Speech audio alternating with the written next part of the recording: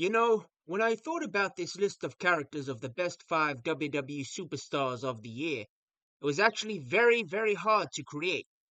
So hard, in fact, I actually think it is a major disservice and downright disrespectful to leave a few names off this list. Which is why, before I reveal my number one pick, I will reveal a very honorable mention. Overall, after having tried my best to complete this list, I was very impressed with the level of talent on the 2025 WWE roster, and it certainly has come a long, long way since the very underwhelming roster of 2020 at the start of the decade. So without further ado, here are my top 5 WWE wrestlers slash superstars of 2025. Number 5, Karrion Kross. Karrion Kross is the strangest name on this list. Not to say he is strange, but it is strange he was released from the WWE. Now, he was at least offered a new contract, and Kross just asked for some data behind the numbers, behind the offer he was offered by the WWE. Okay, you want some numbers? Well, get lost then, is basically what the WWE said in return. In short, Karrion Kross emanates charisma and personality, and definitely doesn't seem to come off like a cardboard cutout. And maybe that natural presence just doesn't sit right with the ultra-processed WWE scripting that WWE producers have become far too accustomed to.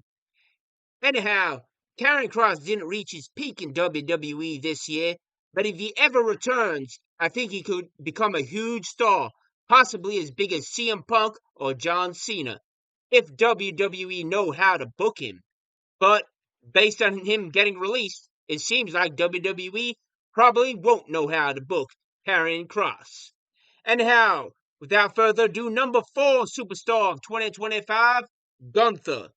Gunther is downright badass. A man who is believable on the mic and believable in the ring. A man who I damn say well is the best promo in the business and the best heel in the business. A bit for the next 3 guys on this list who are arguably just as talented, if not more so, if you can believe that. And the number 3 superstar of 2025 is Logan Paul. Logan Paul, what can I say other than this guy is killer in the ring and on the microphone? He's an excellent heel who delivers his lines perfectly. And he just doesn't deliver his lines. He delivers his lines in the most smart aleck, heelish way conceivable. He delivers his lines in a way that no other major WWE heel has done. In fact, the closest heel I can think of to Logan Paul is a lesser known guy from the noughties, Simon Dean. Simon Dean was a guy who ran around in glowing purple pants, poured audience members fat, and offered the audience the Simon System, which was basically a weight loss program for what he deemed overweight Americans. It was ironic, smart aleck, and people just love to hate Simon Dean. And similarly, people love to hate Logan Paul in a similar way. Maybe that's why Logan Paul is booed despite being immensely charismatic. Oh, and the key difference between Logan Paul and Simon Dean is Logan Paul is 6'3", pretty jacked, and he can move around that ring like a freaking legend, almost like a guy like Shawn Michaels can. Anyhow, number 2 superstar of 2025 is John Cena. This wasn't the best year of John Cena's career, but I do think Cena was an effective heel.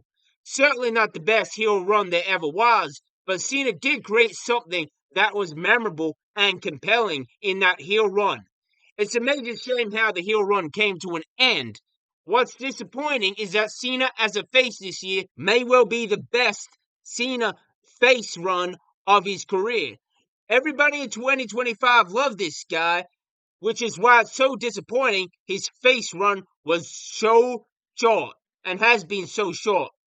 And Cena is just about the most charismatic and compelling superstar in 2025 as anybody. Except there is one guy who I think is just a little bit more charismatic and impactful than John Cena. And that guy is our number 1 pick for the superstar of 2025.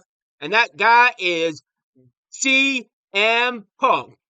Yes, CM Punk, in my opinion, has been delivering some of the biggest, most epic promos of his career, and arguably the best promos of 2025. He called out Hogan. He called out The Rock. He feuded with Rollins and his former mentor, Paul Heyman. He chased the title and got majorly screwed over multiple times. Everything that happens with Punk is high energy and full of passion. Every promo shows a man scarred with an axe to grind. This all worked exceedingly well when Punk was chasing the title, though I have to admit some of it's lost a bit when CM Punk eventually won the title. He just didn't seem to have that drive, that determination compelling him, which is why I thought it was so great to make CM Punk really work for that title and really chase that title. And I guess when CM Punk did win the title, it didn't pay off as much as it should have if Punk had finally pinned Rollins, CM Punk's greatest arch nemesis of his career, Seth Rollins, for the title, as I'm sure the plans initially were for CM Punk to beat Seth Rollins for that title before Seth Rollins' untimely injury. I think Punk needs his perfect heel nemesis Rollins back to fully complete Punk's story. But aside from the somewhat unsatisfactory run Punk has had as champion, I think Punk was definitely and has definitely had an unbelievable run, especially in the first 5 months of 2025, leading up to WrestleMania 41. That was an epic run, rivaling Stone Cold Steve Austin chasing the title at WrestleMania 14 and WrestleMania 15. So yeah, CM Punk is the best in the business of 2025. And hopefully WWE positions CM Punk at the very top of the card for the next few years, at least before Punk eventually hangs up his boots, which is probably no more than 5 to 10 years away. Now, lastly, I want to mention LA Knight, a guy who I thought would be the perfect guy to challenge CM Punk now that Rollins is out of the picture.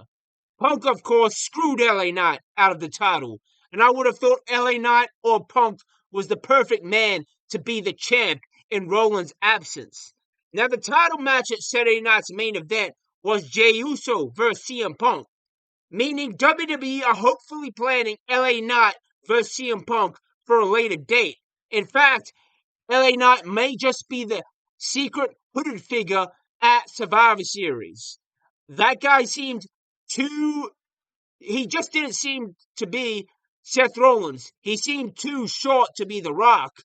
And now that I think about it, I think that guy was probably the right size to be LA Knight, although I think LA Knight is a bit shorter than that guy. Although some people are saying that guy is Austin Theory. Anyhow, I definitely think that LA Knight should be the man to win the Royal Rumble and challenge CM Punk for the title at WrestleMania. I never thought LA Knight was one of the top 5 superstars of the year at the onset of the year. But after seeing LA Knight's work on Raw, especially when he came to Raw and started feuding with CM Punk, I saw promos from LA Knight that reminded me of the energy and enthusiasm and intensity of Stone Cold Steve Austin. And I definitely think WWE can build a Stone Cold Steve Austin like underdog from LA Knight. Yeah, you heard me right. LA Knight is the guy to watch come WrestleMania season if WWE are smart. And they got a few other guys too, like Braun Breaker and Roman Reigns, who could very well be in those major title pictures. But I think it's LA Knight's time. I think you have to give Braun Breaker some other time. And Roman Reigns has already had his time. He can go for Cody, but if he goes for Cody, that means CM Punk should handle LA Knight. Or LA Knight should go to Cody. But what CM Punk and LA Knight have, they've already got a feud going on Raw. It's a minor feud. They haven't really started the feud, but we've seen a look at the heat, the energy, and the rivalry between LA Knight and CM Punk. So I definitely think you need to pull the trigger, WWE, on LA Knight while it's hot. So, yes, if WWE play their cards right, LA Knight will be in the top 5 list next year, because I've seen something in LA Knight that I did not see at the start of the year. When he came to Raw, that has been the best promos of LA Knight's career. He hasn't even won the major championship, and it's time LA Knight get what he deserves, which is a title run. However, I am also afraid, but optimistic, that 2026 is the year of LA Knight. But I am afraid because the WWE botched Karrion Kross's career run. They botched his potential title run. They botched his spot in the main event picture. So will WWE botch LA Knight's top spot in the title picture of 2026? Well, let me know in the comments below. Let me know if you think LA Knight should win the Royal Rumble and main event WrestleMania next year. And let me know if you think LA Knight's going to be the next guy to feud with CM Punk. Or if you think LA Knight was the hooded guy in Survivor Series. Let me know in the comments below. And like and subscribe to hear more from Wrestling Review.